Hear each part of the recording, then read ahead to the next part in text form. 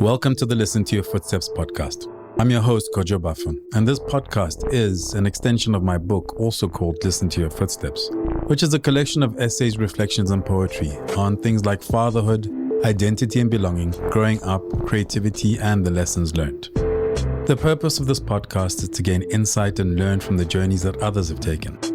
I explore the worlds of art, culture, design, business, creativity, and life from the perspective of Africans who are contributing to the redefinition of the continent and who we are. So welcome to the Listen to Your Footsteps podcast. Today, I'm joined by Tanya Junghans. The interesting thing about Tanya is that you're all over the internet. It feels like you're all over the internet, but there's not a lot of information about you on the internet. Yeah, it's intentional. Which I hope is going to make for an interesting conversation. So welcome. Thank you for having me. So how do you define yourself? I mean, well, not necessarily define, because define sounds like putting yourself in a box. But Yeah. I've realized that you've played in music, you've played in art. You're writing a book. I've found somewhere where they called you a food critic or food blogger, which is interesting. Yeah. So, and beyond being, I guess, your more important job of being a mother, Yes. when somebody asks you what do you do, what's your answer to that? It's usually just artists. Okay. It depends on my mood, really. But I think the most accurate description of who I am and what I do is a creative. I'm an artist. So all these things that you have described are just expressions of my creativity. Mm. And I've always been a multidisciplined person as far as how I express myself artistically. And because I have a knack of picking up things, when I say I'm going to play the guitar, I play the guitar. When I say I'm going to write songs, I write songs, because I just want to know how it is done and if I can do it. And it just happens that it turns out satisfactory most times. And with the whole cooking thing, for example, we all cook every day, So what happened with me is that I just shared, a meal that I'm making, and somebody said, "Oh, could you share the recipe?" And I'm like, "Okay, sure. This is how it's done." And because I share a lot of my daily mundane activities, that's how the cooking thing happened. But I'm not really into this whole food critic or food creation and all of that. It's just that I cook every day and I like my food to be delicious and to be appealing to my eye. I eat a lot with my eye. And it's just so it became something that somebody was interested in and more people became interested in. And I was like, okay, I'll share. Because I'm artistic. So I'd bake a cake and it would look awesome. And somebody would say, "Oh my goodness, how did you do that? What is the flavor?" And I'll share. So I share, But intrinsically, like, I'm just an artist. My first discipline and my first love is sketching and painting. However, that, my artistic expression really goes into many, many disciplines. Yeah. Where does this stem from? I mean, where were you born? Where did you grow up? And when did you start kind of down this path? Like, where were the seeds planted for it? Honestly, I would say that I was born this way. I have the I have the pleasure of remembering things when I was really young. I remember before I could speak. I remember before I could hold a pen properly. And I remember my mom drew like a flower. And, it was one of those days where one is doing arts and crafts with their mum. Mum was off work. So we were sitting there doing some crayon and whatnot. And when I saw her flower, I wanted to do it like her, but I didn't have the ability. I didn't have the control of holding a pen like her. And it frustrated me. And I remember that it became sort of like a mission for me during those days to do that very simple flower, like one of those childish flowers. Yeah. But at that age, I was a toddler. It was very challenging for me, and I needed to do it. I wanted to do it, and I went and practiced until I did it. And when I was able to connect that desire to make something happen and what it took to make it happen, and actually it coming and manifesting, it was like I broke the code and I realized, if I think of something and I want to do it, I can just do it over and over and over until I get it right. And that just became art for me. So I would see something and I think it's beautiful and I'd want to replicate it.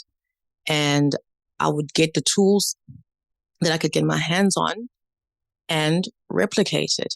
Similar with music. If I hear a tune in my head, I will want to replicate it. So I'll get a tool like a guitar or software and I will tinker at it until that sound that I was hearing in my head is made manifest in the 3D in our world.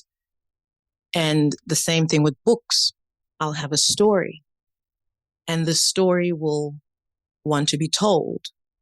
And I will tinker around on the keyboard until that story is told. And I started with, blogging. Back in the days we used to blog. And I blog my thoughts. And I realized, okay, I'm writing an essay here. And there's some kind of structure to it and so forth. So it became like, it became sort of like a lifestyle that I would see something or hear something or imagine something and I'd want to make it manifest in the physical. And I was born, to answer your question, in Durban. But I grew up most of my life in Port Shepstone at the South Coast. That's near the Eastern Cape and KZN border there by the Wild Coast Sun. And afterwards, I moved to Joburg after matric and went to Wits for a while. Didn't finish my degree. What did you go and study? A bachelor in science in construction management. Okay, why? Why? Yeah. I mean, you just talked about, your approach to art and how it's kind of been something that's a part of you, right? And then you come out of matric and you go do construction management. I know, it was a huge mistake. However, the thing is, with me, I've always been artistic and I never thought at the time that I needed to study art because I knew art. So I had that idea in my head, which was quite arrogant at the time to assume such because there is so much to learn. There are many disciplines that would have made my life much easier had I gone there and just did that first, However, my question would then be, because art is part of your life and you just did art. Did you ever think, okay, this is what I want to do for a career?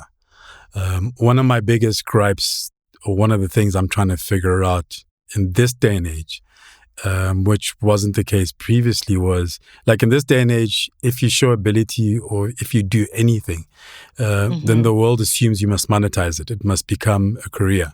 Exactly. Whereas growing up, like we had hobbies, you know, and you did a hobby because it brought you pleasure, it brought you joy, whatever it was, and it didn't have to be what you're going to do for a living. What you do for a living, what you do to put the roof over your head can be separate from the things that bring you joy. Exactly. I agree completely with you. But in my case, the problem, I don't know if it's a problem, but the thing with my brain is that as much as it's artistic, it's also quite scientifically inclined. I don't have problems with understanding math, physics, chemistry. As a matter of fact, I was quite good at applied maths, calculus, all those things. It wasn't a problem for me, which made things very confusing for me because I couldn't decide if I wanted to be a scientist or an artist. And that's when I decided for science because I knew that I lacked knowledge and skill of applying scientific principle to make something out of something. However, with art, I felt that I can draw already, I can paint already, I can make music already. So why study it? And I went that direction. It wasn't even because of a love for science. No, I would never say that I love science and I love mathematics. I appreciate it. I understand it. But my love is with art. But also there's the issue of making money. Yeah. And making money via art and having a career in science. Well, the science career is much easier than success in science, to me, seemed much easier than it would have been to succeed in art. So I suppose I chose the easy route. However, it choked me in the end because I just couldn't do it. There wasn't any drive for it. I was one of those kids. I'd be sitting on campus. I have a full day program. I've got to go to the quantity surveying class. Imagine. And I'm carrying my guitar through campus. It was a whole conflicting, mentally situation where my heart has always been with art, but I was always I was pulling myself to an area where I just didn't belong. And so I dropped out of Wits and I said, you know what? I'm gonna make this happen somehow. I don't know how, but I'm gonna make it happen. And I started to try and follow the artistic route, but not with studying for it, because that was out of the question. So I had to make it happen without studying for it. So basically I had to try and hustle my way into the art world, whether it's art painting or music or acting or whatnot, which I've done all of it, you know. Yeah, because there's a picture you have came across on your Instagram of you on stage playing for thousands with a guitar. Yeah. And what was interesting for me, because I go to most places for the comments these days, was some of the comments, kind of people remembering, and you know, somebody saying you were supposed to teach me how to play guitar, and I was just thinking, if I hadn't, because I was trying to find what I was researching for the interview, so I kind of scrolled much further, you know, a few years back. Yeah, and if I hadn't seen that, I wouldn't know about the music thing. Yeah. It's I like to remain in the now, you know. Sure, I can, like, you know, go down memory lane and say, oh, when I was you know, back in the day, I was performing for thousands of people and it was great and whatnot. But it's not what I'm doing now. What I'm doing now is being a mom, writing books and painting pictures.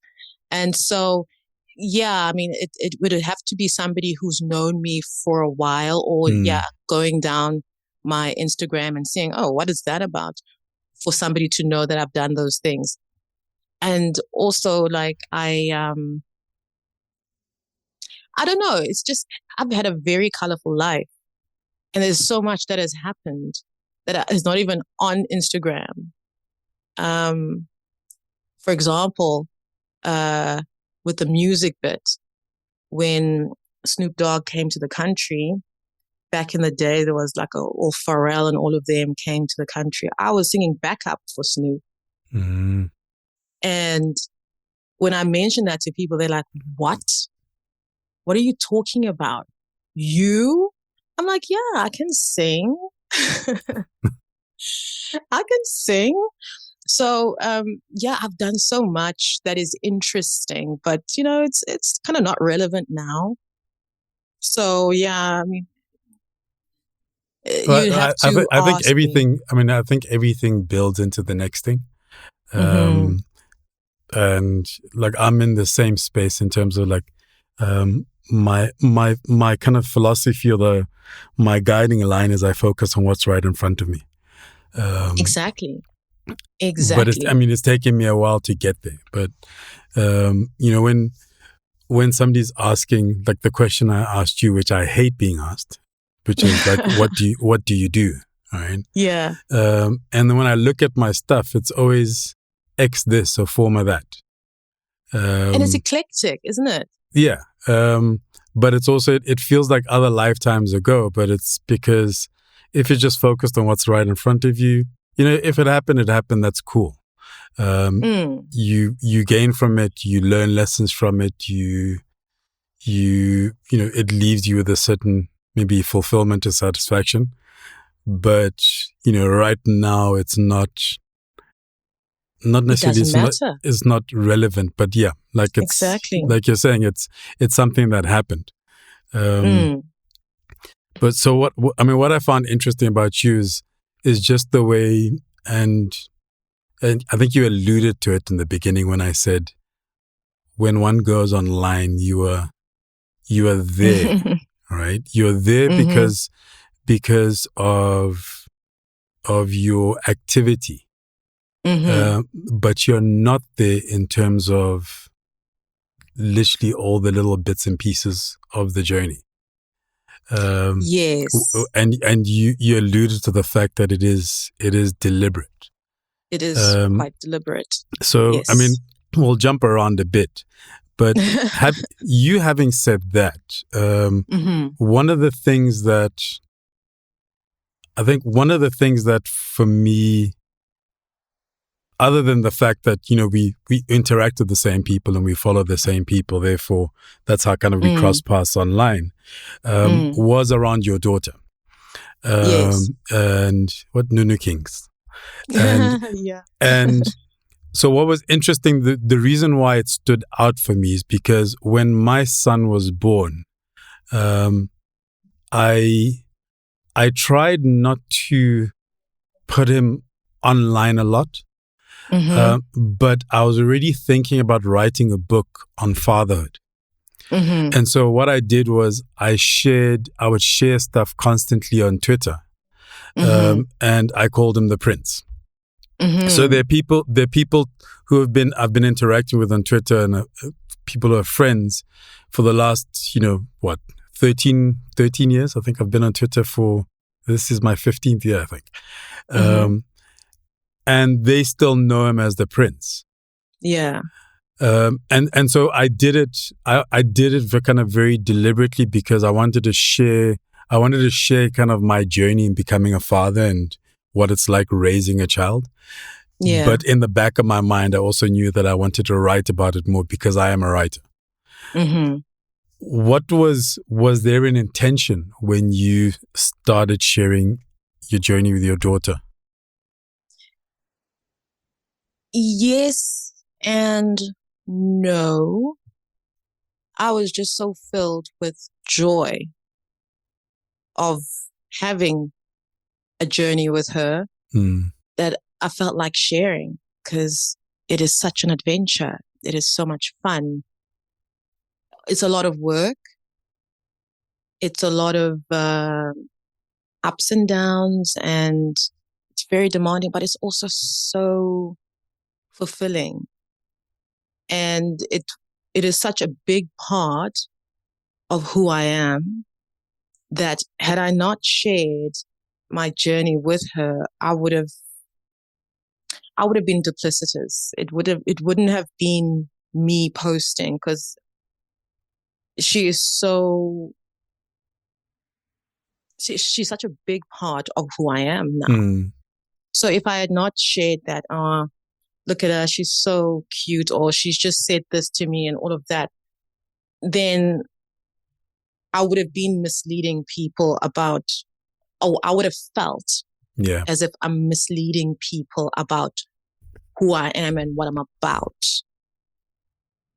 However, I had made a rule at the beginning of this whole thing that I will stop sharing as much when she turns a certain age, because, you know, babies look like babies and then their faces change and start to look like how they're going to look as when they're older.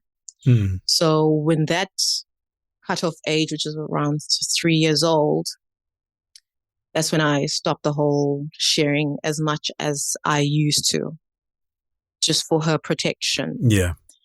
And another thing, I don't share her name for her protection.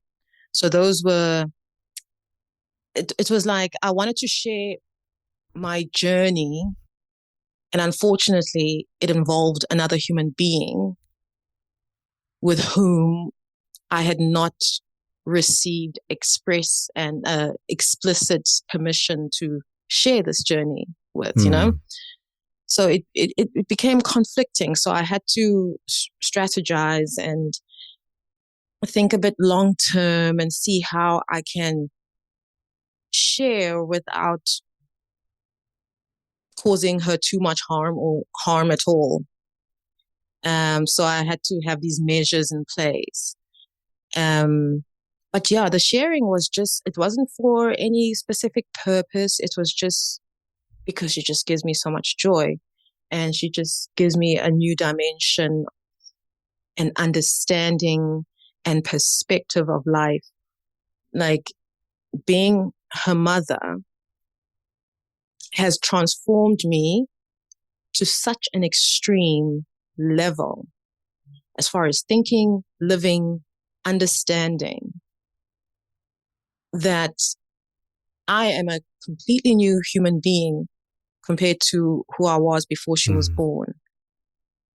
And I couldn't have expressed myself the way I feel authentic without involving her, because she's such an important part of that development that I received, of the understanding that I now have about certain things, of just the different drives I have now compared to before I had her.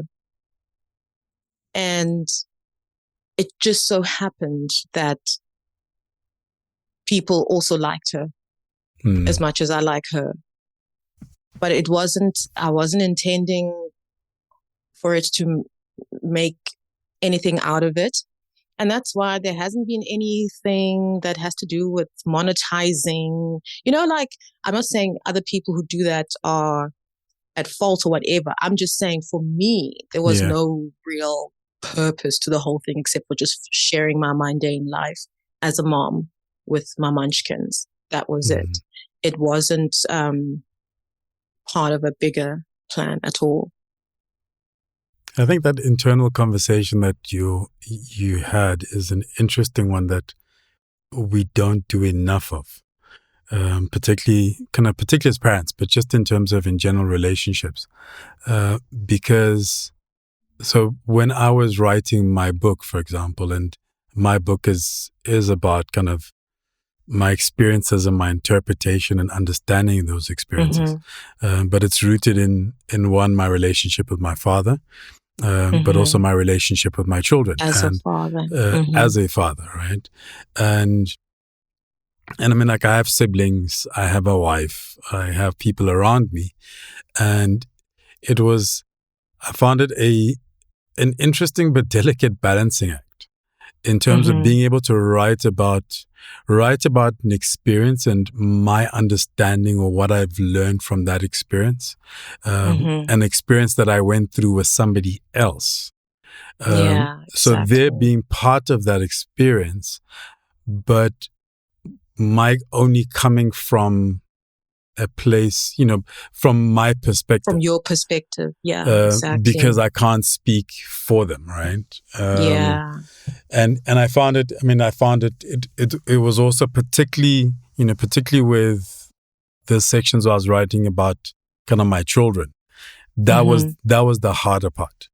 Because unfortunately, my father passed. But fortunately, he is not there to tell me, how can you say that? My father, as it was one of those people like, don't go putting our business out there in the world. And then I'm going and putting out business, but he's not around. It's the old generation. He's not around to reprimand me anymore, so I could do it, right? But yeah, it's an interesting conversation. I think it's an interesting internal dialogue that we should have more of. Yeah. And it's a testament to, number one, the world we live in and how hostile it is, that we can't just share. Yeah. We can't give our cups fully to our community without worrying about negative repercussions. And that's the sad thing about this whole living in the age of the internet and so forth. And so I really had to sit down and say, yes, there is protection that I need to give her. And there is also celebration that I'd like to give her. So how do I balance that? And I think each person has their threshold of how they're going to balance that for themselves. Yeah. And for me, how I did it is how I can sleep at night. And without feeling guilty, without feeling that I did too much or not enough. I feel like the way I did it and the way that I shared my life with her is what did my heart justice. It's what gave me joy without feeling that I harmed her too much. If I did harm her, she'll tell me later if it was harmful. But this is how I can sleep at night. I really, I think she's adorable. I can't help it. And as a mom, we know how, I don't know if you should know you're a dad, but sometimes you just want to show people how adorable your child is because they're adorable. And I think it's like, it's a natural desire to share something beautiful. And so I had to decide the parameters of that. And those are the parameters that I decided to enforce with her. And that's why, for example, I delete all my tweets once a week. Okay. I didn't even realize that. Yeah, I delete my tweets once a week. I like to scrape things as much as I can. Of course, everything is forever on the internet. But where I can, I do a lot of cleaning up. And it's a conscious thing. And I keep an eye on things. For example, now that she is above the age of where I decided to stop sharing her, I don't show her face that much anymore. I'll show maybe a profile or take a picture from a distance where she's not quite, visible, just to share that I'm having this experience with her and it's lovely. Yeah. And so on. And we don't just live in an age where, sharing too much can harm us. When children are involved, there are other harmful things out there that as parents, we should, keep in mind when we share and stuff like that. And as I said, these are my rules. They don't apply to other parents. But I personally do not post anything that is unflattering, any picture that is unflattering of her. You know, like sometimes I see people, you know, posting crying children or children that are upset or children that are finding difficulty in regulating their emotions and just things that I would view as humiliating or things that are not glorifying that child, but putting that child under criticism or under negative input from the strangers. potential. I mean, even the potential to become a meme. Yeah, Because exactly. in this day and age, it's like I was Yeah. actually looking at one the other day. So there's this young American boy who was one of the memes, and he's now a teenager, and I think he plays American football. Oh. And it was just interesting to see I think it's benefited him, but it doesn't benefit everyone. But it was interesting to see. You know, I've been seeing the meme around for years, and then you realize, oh my God, like actually quite a bit of time has transpired. And this person's now, you know, they may have been like 8 when this thing came out. Now they're 18. Yeah, hectic, eh? And that's there for posterity. Yeah. I am curious. And it worked out for him. Yeah, it did. I'm curious though. So, I mean, you are raising your daughter in an environment that's different from the one that you grew up in. Is that, I mean, does that have an impact? Is it something that you're cognizant of? And I ask this like just thinking about how my father raised me in an environment that was totally different from where he grew up. And having been the child, like you don't notice it. It's another space, right? Yeah. But I mean, you grew up in South Africa, and then you're raising your child in Switzerland, which is a total different kind of perspective and way of life and everything. So, is that something you think about? I think about it a lot.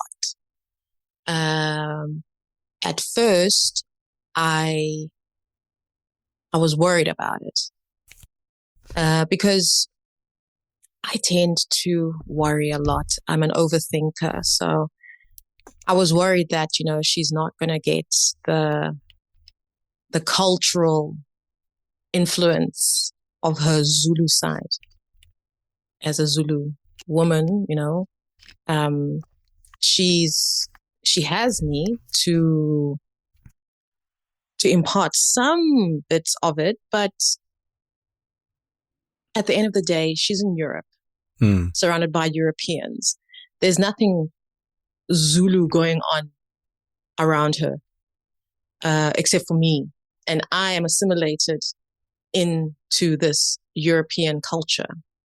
I don't walk around with my Zulu garb out there, or I'm not part of the Zulu cultural community, that she would be part of had she been raised in South Africa or in KZN. She doesn't hear her relatives speaking the language to her and have it as sort of like a subconscious thing around her. And those things worried me.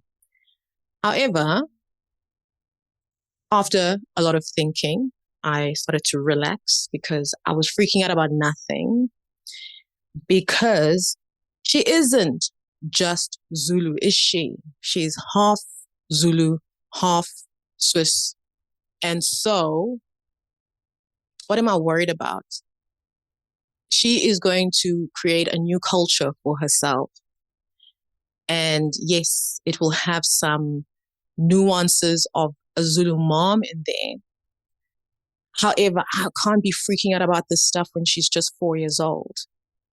Yeah. So what I can do is create measures so that she is open to exploring the Zulu side in depth later when she chooses, when she wishes. Because she's a mix of two worlds, which makes her a third world, another world, which isn't me, which isn't her father.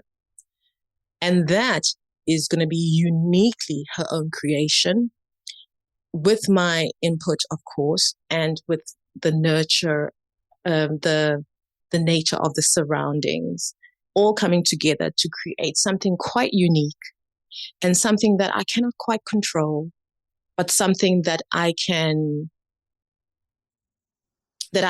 have fertile ground for her to grow in whatever direction she wishes. Which brings me now to my book.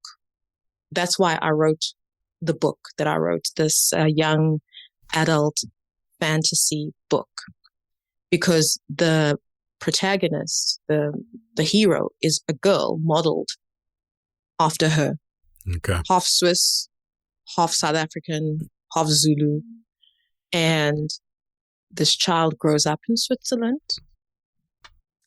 until she reaches a certain age, and then she's forced to go into South Africa, where she discovers her Zulu culture and discovers how it is to live the Zulu way, the South African way, and learns about the folklore of her mother's people and so on. And when I wrote this book, when I finished it was just when COVID, the pandemic began, and I was worrying now. So what if I get the COVID and I die? What is this child going to do? How is she going to find clues to her heritage? So being a dramatic as I am, I decided I'm going to write an entire book, which is going to be like a map for her in order to discover things and pique her curiosity about her culture, in case I am not there to do it for her. And yeah, that's why I wrote the book. And it's going to be a duology, and it's all seeped in the folklore and the magic and the stories that I was told growing up around the fires at nights, because I had a childhood in rural South Africa as well as the urban areas. And all these stories that I was told of our folklore are in this book, and they become the world of this character's journey. They become the backdrop, pretty much, of the character's journey. When's the book being published? Pardon? When's it coming out again? It's coming out this year in April.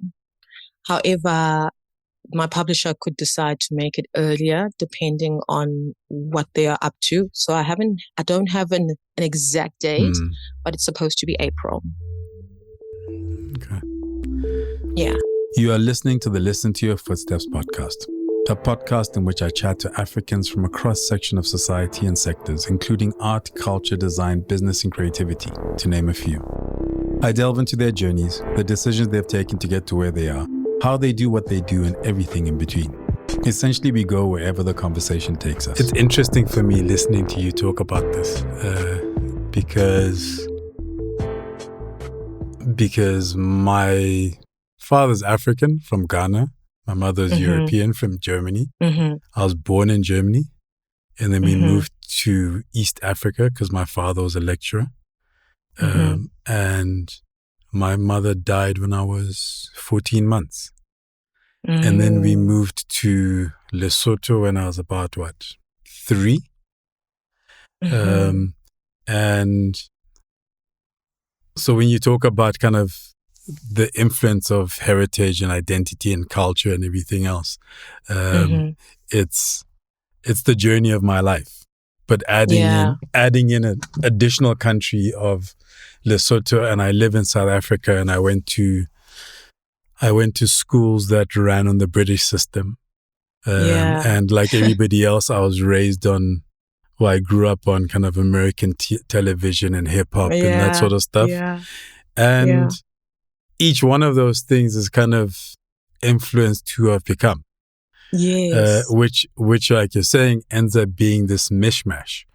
But also having children, I'm realizing that also one can try and guide, one can try and put in the necessary influence that we feel is important. And then children go their own way. So my daughter is into K-pop and everything Korean. I know that you like your K-dramas. Good for her. Yes. I mean, she'd already plotted how she could become a K-pop artist without being Korean. And she's like, at 10 years old, she's explaining to her mother, like, this is the path, this is how you do it. You don't necessarily need to be, South Korean to be able to do it. She looks Oriental to a certain extent. So it's like, okay, well, and you know what? I've got Ghana, I've got Germany, I've got Lesotho, mother's South African. And now there's Korea. And she's just like, yo, man, Korea is the thing. So, yeah, I need to make a plan at one of these days for us to be able to visit. Also, because I'm into anime and that sort of stuff. So I'm dying to go to Japan. Like, I collect figurines and all of that stuff.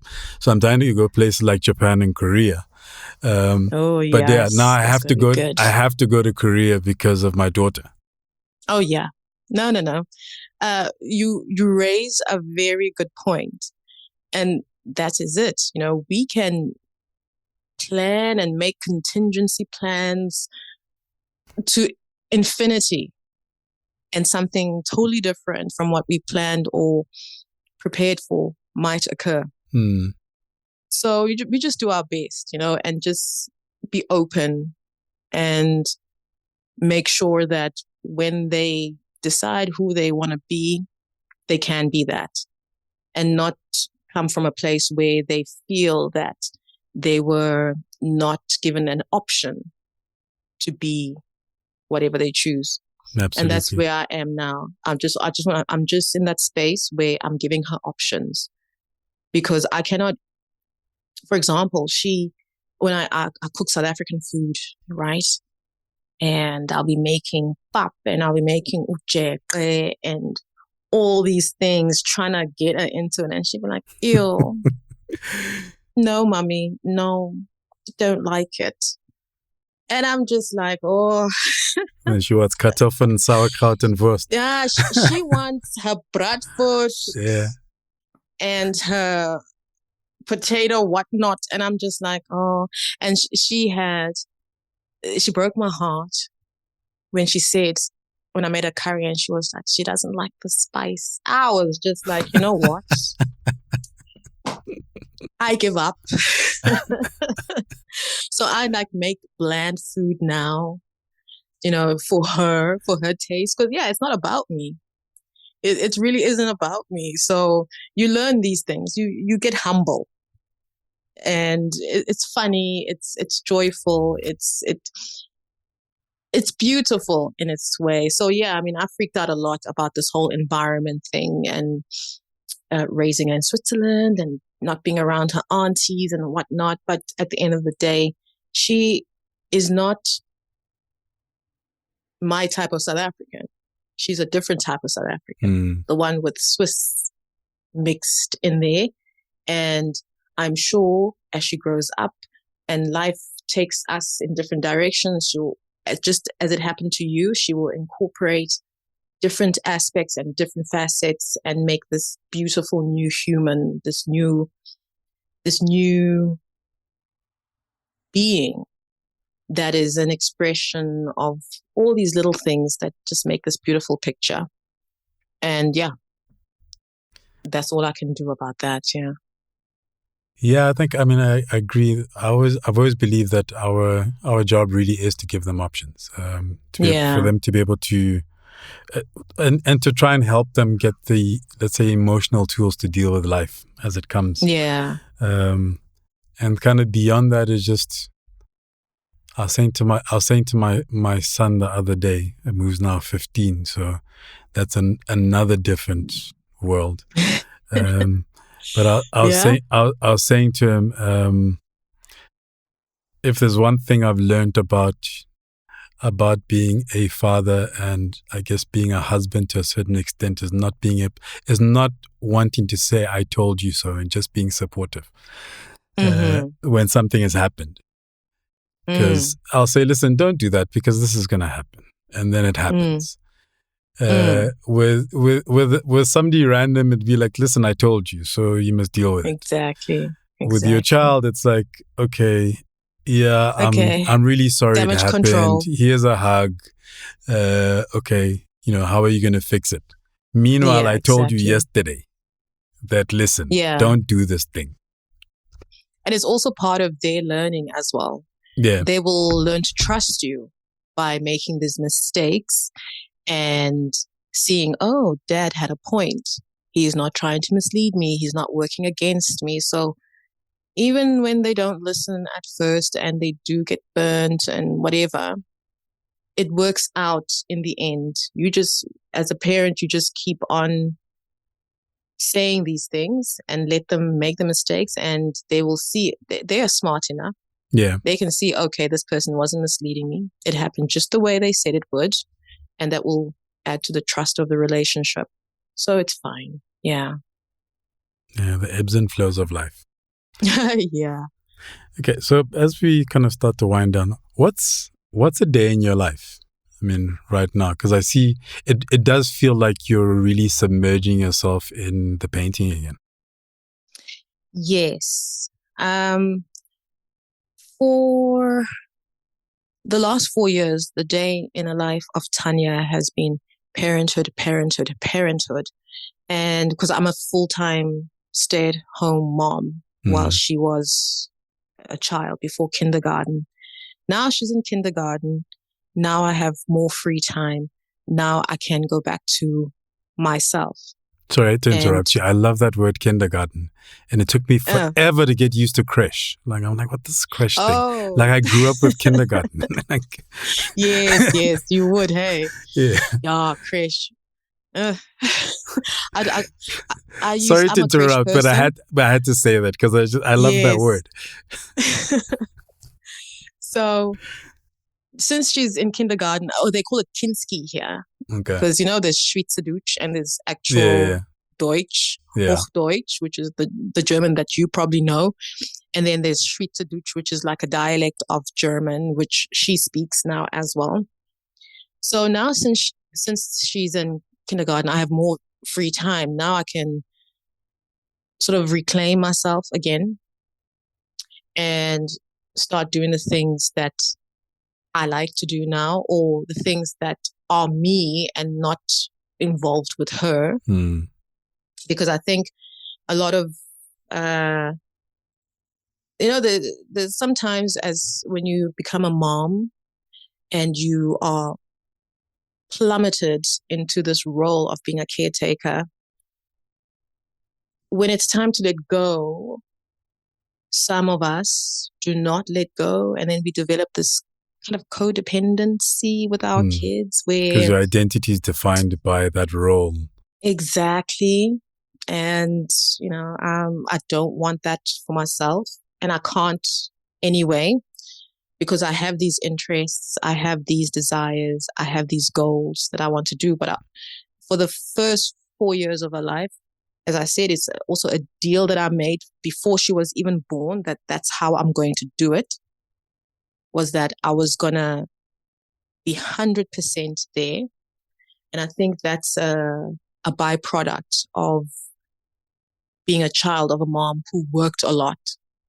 So I wanted to be the complete opposite. I wanted to be there and be present and be hands-on, and, the whole doing everything that one does as a mother. That's what I said I'm going to do. And I think that's a byproduct because my mom was a working mom.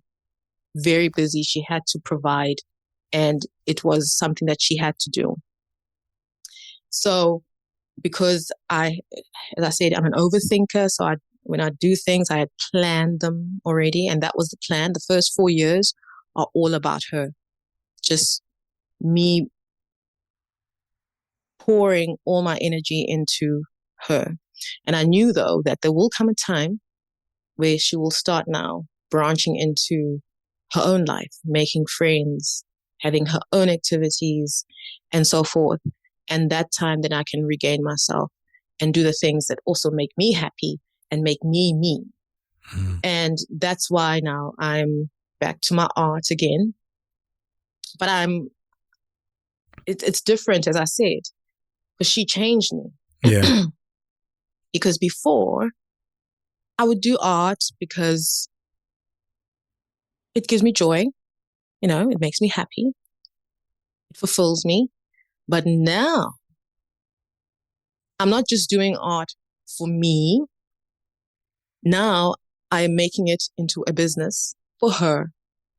So she has put a fire in me now to make this art thing more than just, a hobby where I just, sit and perch myself at the top of Zurich and draw. But now I want to leave her something. I want her to have to create some sort of legacy for her, where if something happens, and like as parents, we're always thinking, if something happens to me, I need to make sure that these babies are okay, So if something were to happen to me, she will have something of me, not just the pieces themselves, but something that she can maintain if she wanted to or not, or sell off if she wanted to or not. So by having a child, it has changed my perspective on art and how to work it. Before, it was very self-serving.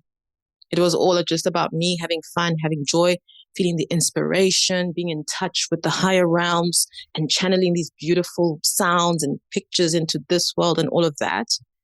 And now it's become, okay, have fun, do all of that, but also make it useful for her.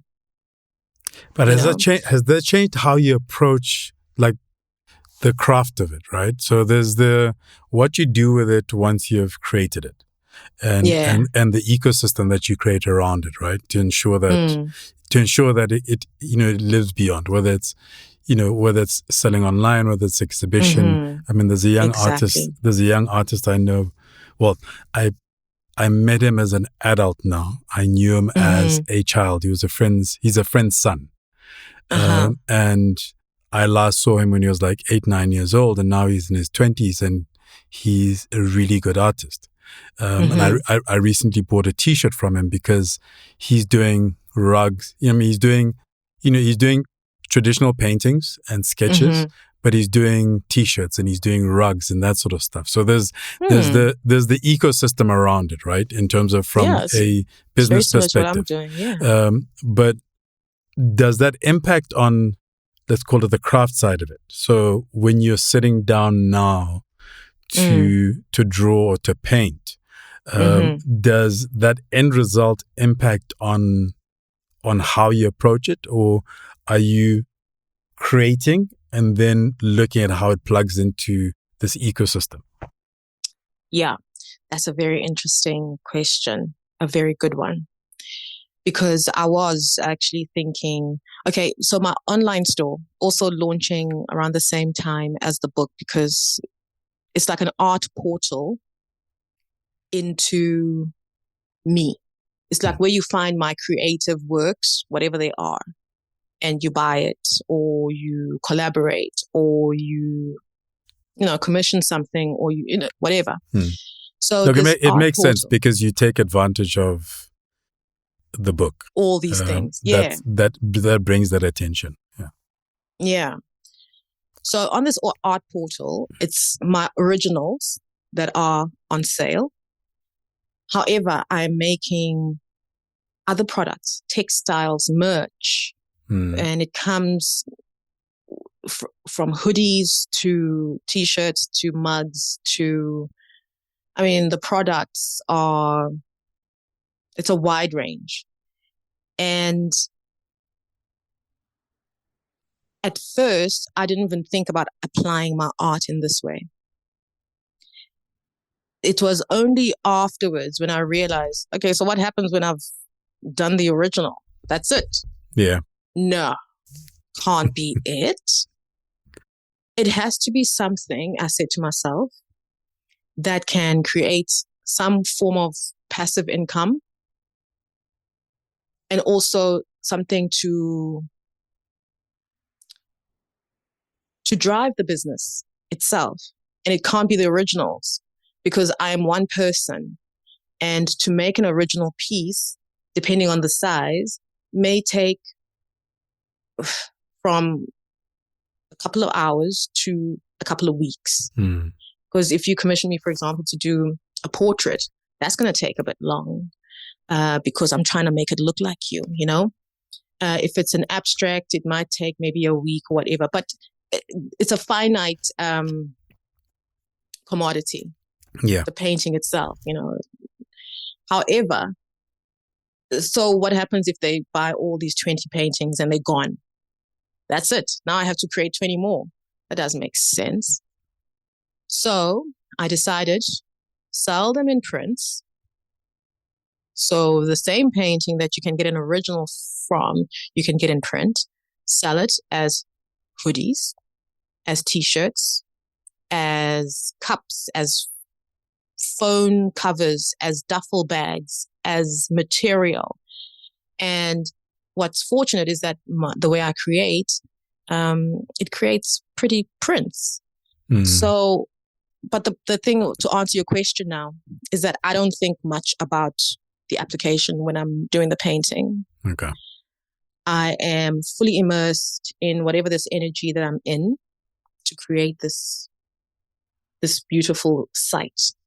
And I'm guided by the inspiration. You know how we artists are. We live in this la-la land where we get things from the ethers and it comes down and it's put on paper or whatever. So that's where I'm at. Then after a piece is done, then I sit back and say, okay, how can I apply this? So what's fortunate is that I haven't been able to be tainted by the monetizing of my work, because the work is still done in the same way. It still gives me the same feeling.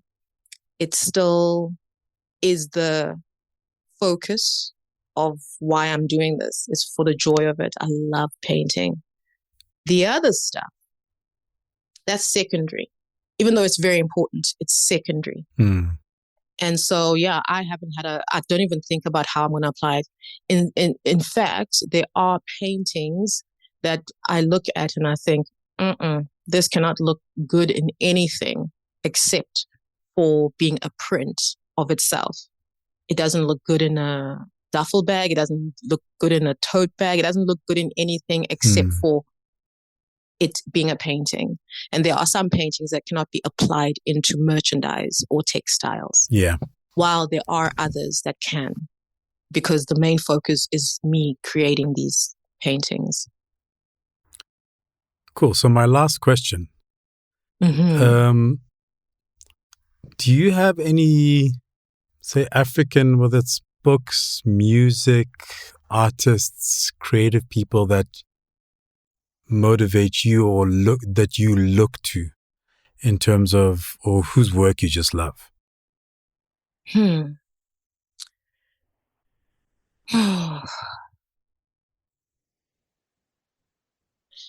That's a tricky question. And it exposes me as a very self-involved individual. Okay? Because, of course, I love many artists, but that only applies in music. As far as things like painting and books. But as far as like painting and so forth, it's such a self-involved um, self-expression that I don't look to anyone because I don't want to also copy or absorb anybody's style or anything like that.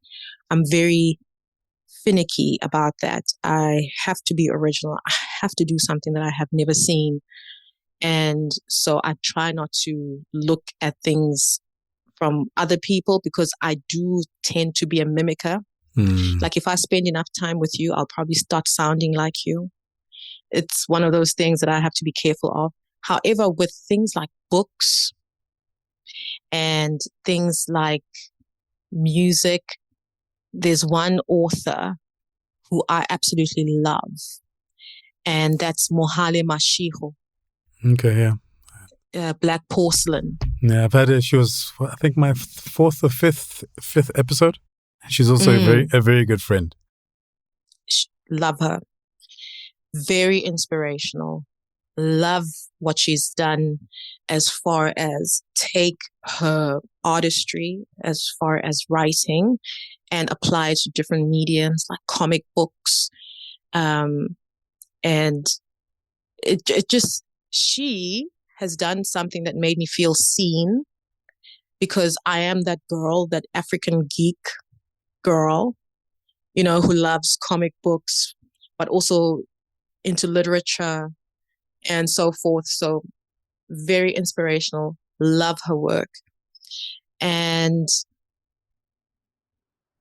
there is another author as well. She is with the same publisher as me. So I'm not trying to push our publisher. You're with Tabisa, right? Tabisa's publishing. Okay. Is Tabisa publishing you? Backbird, right? Yes. Yeah, okay. And I just came at the right time there at Blackbird Books when they are going international. So I'm really happy about that. Naledi wrote Invisible Strings, and she's also a Black girl writing about,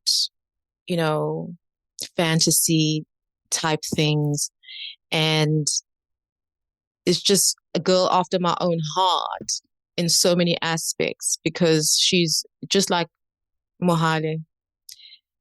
She is doing something that was thought of as almost unheard of, like Black girls doing sci-fi fantasy. It's not unheard of, but it's just not very common. And the fact that these girlies are doing it, it makes me feel like, hey, I'm not in strange. Yeah, there's a space for you. Yeah. And it makes me feel welcome. It makes me feel less afraid, less anxious. And to see the successes that they have had from their books, it makes me hopeful. And another author who is also doing beautiful fantasy, she's called Shamiz Patel. And I think if I say her son, she's married to a Greek guy, and I don't know how to say Greek names. Okay. Papatanasio, okay. I think. She is also a fantasy girl. She writes fantasy and romance. An Indian girl, South African. So I'm very inspired by the young women, or just, women of color who are doing the things that are generally the space for white men. I find that very kick-ass, very inspirational. I think you must read, I don't know if you've ever read Nnedi Okorafor. She's Nigerian-American. I have. Because she's one of my favorites. She also writes fantasy rooted in kind of African mythology, etc. Yeah, she writes what do you call this genre? it's different from Mohale and my Yeah. genre. I mean, it's what But she wrote Bintu, and there's Bintu and yes, Lagoon, and Binti, there's a whole bunch. very good. And another one, oh, uh, this one you have to read. J.K. What's this? J.K. Not Rowling, please. Uh, Jameson. Jameson. Let me find her. N.K. Jameson. Okay. I haven't heard of her. I'll look out for her stuff. N.K. Jameson is probably the best author for me for science fiction and fantasy of the African genre. Okay. I recommend her books. You won't be able to put it down. When I read her book, the fifth season and all those books she's written, I think she's also Nigerian, but she lives in New York. When I read a book, it basically said, okay, this is the standard. And you either do something close to this or just, pack your bags and don't bother. So yeah, I love her work as well. And as far as musicians, like I love everything South African music, please. And I know people always laugh at me when I say I love gom music. You know, gom. Yeah. Depen. Yeah. You already said you're from KZN. It's fine. Nothing. Yeah, There's nothing. exactly. Nothing Please wrong. understand. Nothing I'm wrong. a Zulu girl. Nothing wrong. So every time when I say, hey, I love my gom music, please, people are like, she is so Zulu. And like another thing that people don't know about me, my father was a Zulu chief. And that's why, I have life in rural South Africa as well as urban areas. So I'm very Zulu. Okay.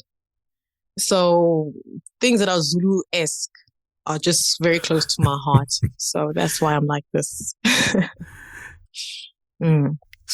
So when you were talking earlier, when we were talking about the music thing, Mohale is somebody that came to mind because when I first met her, she was a musician. Yes. And when she started, when she was the lead up to her first book, I remember phoning and going, and then you're writing books now. Yeah, because exactly. my context with her was purely music. And that's something that we also had kind of a conversation about in terms of just, when you find yourself in a particular place and you just kind of focus on that. And yeah. And not really stressing about you're missing out on anything. It's just like, this is where I am now. Therefore, this is what feels right for this moment. Exactly. And it's also, it's honoring your authentic self, because who you were yesterday is not really who you are now. And a lot of people have this impression that if you decide to do something, you need to stick it out for the rest of your life. I don't know who, it's probably the boomers who got it into people that, we are one-dimensional beings and we like one thing for the rest of our lives. And I personally believe that a person's entire being is a spectrum. And with